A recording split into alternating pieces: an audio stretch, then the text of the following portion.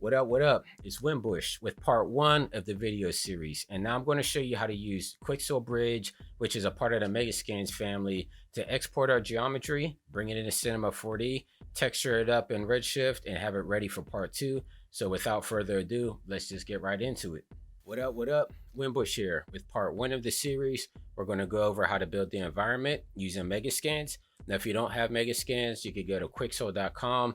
You could try out some of the assets for free, but I've had it since day one. It's been a huge asset to my workflow. They have, of course, the Megascans library, which is your geometry and your textures. You have Bridge, which is like Explore, where you can look at all your downloads. And then they have Mixture, where you can actually take some of your textures, mix them together, create new textures. So I definitely suggest you go to their website to check that stuff out. And without further ado, let's open up Bridge. I'm going to show you some of the assets that I'm using in case you guys want to follow along with the exact assets, but it's not necessary. So I'm using this stone texture here. If you type in damage, you'll have these two pop up, but this is the one that I'm using for the texture on my plane. And then the geometry that I'm using is actually a volcanic rock. So type in volcanic, let's scroll down, and this would be the rock that I'm using here. And like I said, if you have a Megascans account, you can follow along with this geometry here. I don't believe this is a free one, but I mean, sign up and double check to have a large variety there. So let's get started. Cinema 4D. I'm going to bring in my geometry that we were just talking about in Megascans. Open this up, and there we have our volcanic rock. Now I'm going to make a Redshift texture, and I'm going to put this over top of this. So let me go to Redshift materials, make a Redshift material, double click that, and then I can open my edit shader graph. And then I'm just going to start dragging and dropping the different materials that I want to bring in on here. So for this particular rock, I want to use my albedo. Let me drag this towards the middle. So I'm going to use my albedo, which is our diffuse. Let's use a normal map. Definitely want the roughness map. And then we're going to bring in both the gloss and the specular. I'm only going to use one, but I just want to see which one ends up looking better. And then I'm going to ignore displacement for right now, because a lot of times the geometry is so good that we don't need the displacement for the extra texture. I mean, for the extra detail. And sometimes it just adds more render time anyway. So if I don't need the displacement, I'm definitely not going to use it. So I'm going to get started here with my albedo. Go to out of color, just click on it, left click, drag, drop to the blue over here on your RS material. And then you have this menu pop up. You're going to go to diffuse color and then click that to connect it. And then you can already see up here on the left hand side, the texture is already connecting. And if I come down to my materials, I could drag and drop over our gray default material, just drop that right there, and it's already going to take over our geometry, and it's already looking like what's in the preview.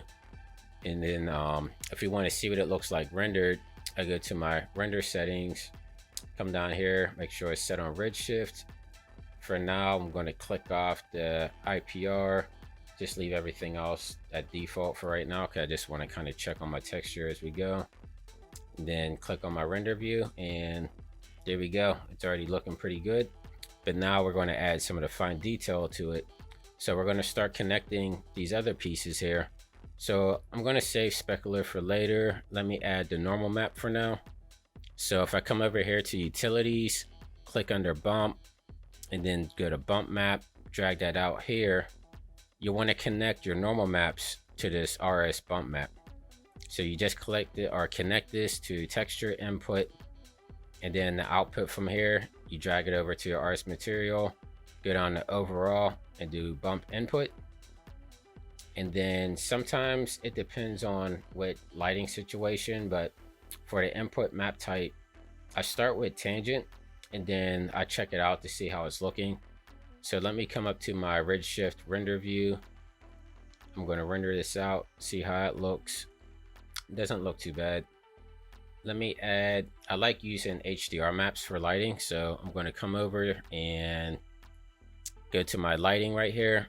and then go to dome light. And with the dome light, we can add HDR maps. So let me pull this out a little bit so you can see it. Actually, let me see, attribute manager. Okay, so this is what our dome light settings look like. So all you have to do is come down there here to path under general path, click on this, and then I have all these HDR maps, which you can actually get for free. There's this website called HDRI Haven, sorry, and they have 100% free HDR maps. I go here all the time for all my stuff. But basically, you just click on here, you click on outdoor, skies, indoor, studio. They have a ton of different HDR maps, so I definitely suggest checking this guy out. There's a lot of great stuff in here, and you can actually download 16K maps. So yeah, you go from 1K to 16K. So most of the time I just use either 4K or 8K, but the option's there if you need it. So I'll leave this down in the description as well, but it's called HDRI Haven. So that's where I get my texture maps at. So, or not textures, I'm sorry, HDR maps. So let me just pick one. Let me try this Dawn 4K. I'm gonna click no. Now let me hit render, see what it starts to look like. Yeah, see, it's not bad. And if you want to get rid of the background there, you come down to where environment versus enable background, check that off. Then if you want to have your alpha channel, go alpha channel replacement. And that way now this is all, that's all cut out back there. And then you can also move the sun around inside your coordinates, or not sun, but you can move your HDRI maps around by going to coordinates and then just scrolling your HP and B. And as you can see in here, it's starting to adjust the lighting already. It moves pretty fast in Redshift, but our rock is crazy glossy right now. Let me zero this out. I'll move back onto the texturing. So I'm gonna open back up my shader graph here. And let's connect our roughness map. So we have roughness. I'm gonna go out color, bring it up to the blue. And then over here inside of our base properties reflections, you'll want to go to reflection roughness, connect that, and then let's see how that looks. See, you already see it updated there. And then let's see what our gloss looks like. So I'm gonna go out of color from gloss, over here to the blue, go down to base properties, reflections, and then this will actually go under reflection weight. So we'll click on that. Let's see how that looks. That doesn't look too bad. I'm gonna see what the specular looks like. So I'm gonna just take the specular out of color, move it over to reflection weight just to replace it. And now let's see what it looks like. Yeah, it added a little bit difference. I actually like the gloss better. So I'm gonna click that one in there. And then I'm just going to delete this. And then to be able to get the normal details in here, I can zoom in here a little bit more so we can actually see what we're going to get. So I'm going to click on my asset, and then under tags, we're going to go over to Redshift object tag. Click on that, and then under geometry, and I could bring this up in the middle here so we can see it. Oops, that's not what I wanted. There we go. So this is our geometry tab, and we want to go to geometry, override, and then displacement. And I usually just go like 15. Oops. For maximum displacement, we'll start at like 15. Bring our displacement scale up to 5. And you can see a little bit of detail in there.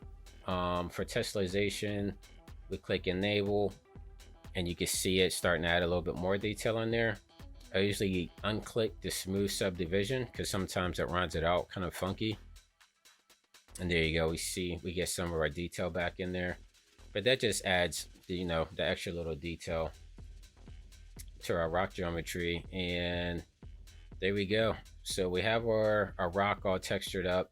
I don't think we need a displacement map. We have a lot of detail there already. and it's rendering pretty fast. So let's start building out the environment. So I'm just going to take my rock asset here, and I'm going to go over to, what does this say? Oh, so go to the array tab and then come down to instance. And I'm just going to make an instance of that rock, and all that's doing is making a copy of it. And you can actually have it render instance, so it's going to make an exact duplicate of that, and it renders a little bit faster. But for now, just since we're just building out the scene, I'm just going to take these rocks, spin them around, just kind of placing them and making it look interesting. I can also bring camera into this. Let me set up my camera. Where do we want our camera? Let's zero it out. So I'm gonna just go XYZ 0. So 0, 0, 0. Okay, cool. And then we know that our camera is at exact 0, so I'm just gonna pull it out from there. That's just something that I like to do there. And then I can move this down. Okay, so in our preview, we were kind of close to it. So, okay, I'm just gonna take these rocks and just start moving them around. No rhyme or reason into anything, just to get some interesting patterns in there. Move these over, maybe move it up. Because the way that I was thinking about it when I was building it is, how would the particles react to these rocks as we're building them out? Oh, and so if I want to duplicate, I click, and then I'm on PC, so I hold down the left control, and then just left click and drag, and that makes your duplicate over here in your hierarchy window. So I'm just going to be making a ton of these rocks, rescaling them.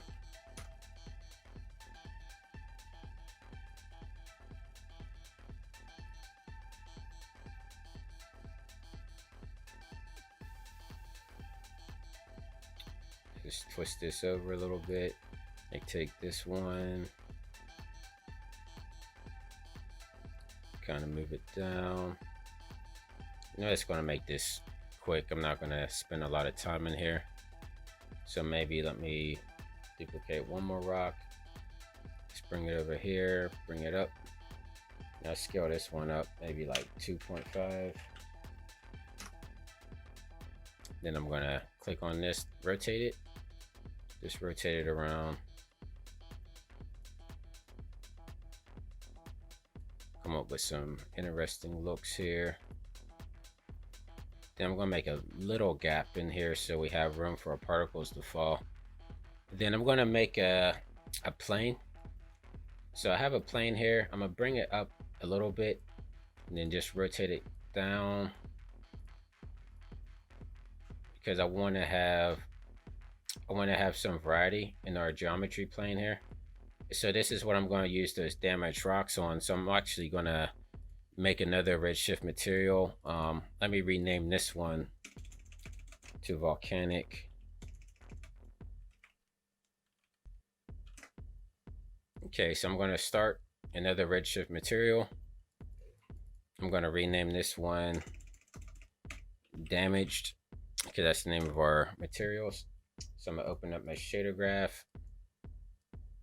I'm just going to start bringing in those materials like we did on the other one. So I'm going to do albedo. I could do ambient occlusion. Let me see, the normal map, the roughness map, and let's try a specular map. Let's bring these in, see how these end up looking, if we get anything cool out of it. So let me drag all these out and grab my Wacom pen. Okay, so I always start with my albedo.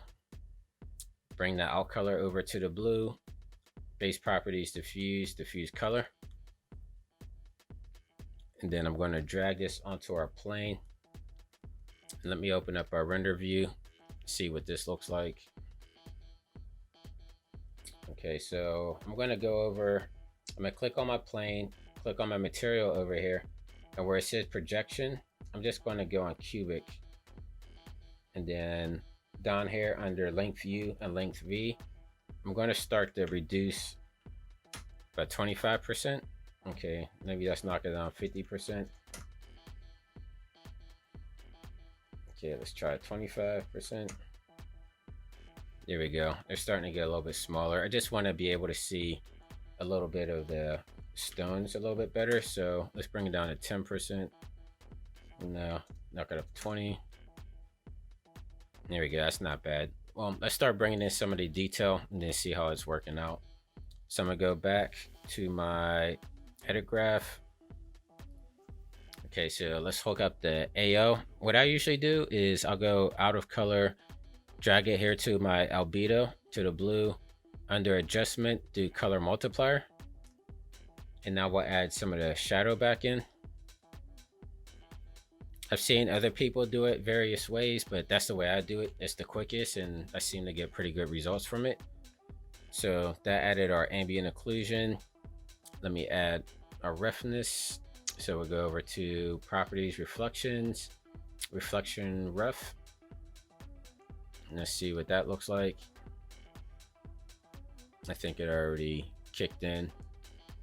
Okay, so let me try the specular. Come over to our blue, go to property, reflections, and weight. See this calculate through. Yeah, and our gloss is starting to look a little bit better. I'm going to add our normal map over here, utilities, bump map. And then let's add our normal map to this RS bump map, texture, input. And then take the out here, come over to our blue, overall bump input. And you can see the details starting to come through on those rocks. Let's go to input map, tangent space. See what that, yeah, that already looks great there. And then let's add a redshift tag to this. So I'm gonna go to my plane, tags, redshift tag, redshift object, and then click on my geometry, override. Let me bring this up in the middle so we can see it better. There we go. So I went to my geometry, override. Let's click on displacement. Let's do maximum displacement 15. I mean, you could just play around with it, but I usually start 15. Then displacement map, go to 5. And then I can enable tessellation for a little bit more detail. Disable the smooth subdivision. It doesn't look like the noise or the normals did much. Let's bump, whoops. Let's bump this up to 25, maybe 10. Okay, so it's not doing much. So now this might be a good opportunity to bring in displacement map. So I'm going to go back to my folder, find my displacement, bring in my displacement map, click no. Now over here in our utilities, you'll see a folder for displacement. We'll click displacement, drag this over, left click, drag over. And then let's put our displacement map in this node here. So you'll go to the blue, texture, and texture map. And then out over here, you go to overall. Oops, no, I'm sorry. We bring this out over here to the output to the blue, and then click on displacement. And then I'll click on my displacement purple box here. Change the space type to tangent. And you can already see in our render view here, the rocks are way high. So let's knock this down a little bit. Let's try 15. And our displacement scale, let's try 2. There we go. Let's see what 3 looks like. Yeah, see, so that's not so bad. So let's scale this down so we can see the whole scene. Pull this back a little bit. And it's not going to look exactly like how we had our other scene before, but you know, you take these rocks, you place them around, just keep duplicating them, come up with some interesting stuff here. You see, move this down, spin this around. You don't only have to use one rock. I mean, you could use a variety, but just for tutorial purpose, I'm just going to use the one.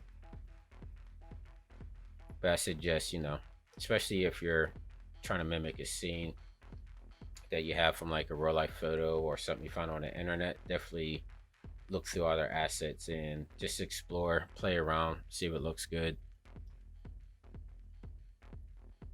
Here we go. So that's not looking too bad. Let me add one more in the middle.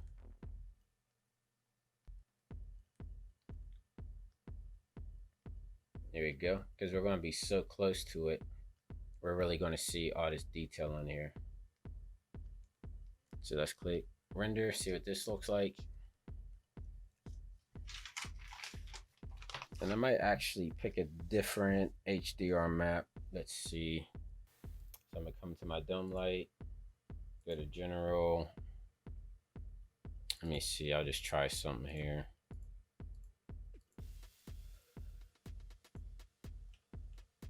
Yep. Let me try this one, see what this looks like. Load that one in there. It doesn't look bad. If you want to make it lighter, like if you want to expose it, come under your general and exposure. Let's knock this up by 2 maybe.